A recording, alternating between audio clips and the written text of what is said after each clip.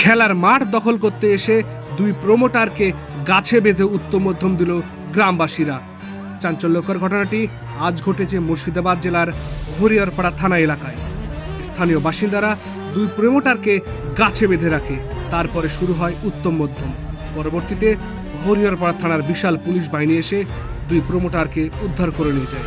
দেখুন সেই viral video.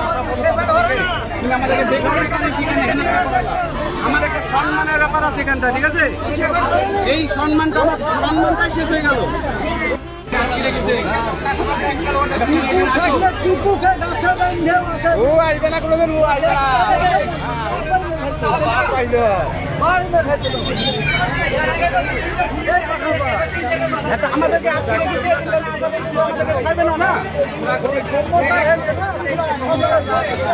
তুমি তাড়াতাড়ি, তুমি শোনো, কোথায় আছো? এমনি খেয়ে পেট হচ্ছে না, এমনি লোকের সম্পত্তি তুমি আমাদেরকে দেখো। আমার একটা সম্মানের ব্যাপার আছে এখানটা, ঠিক আছে? এই সম্মানটা আমার সম্মানটাই শেষ হয়ে গেল।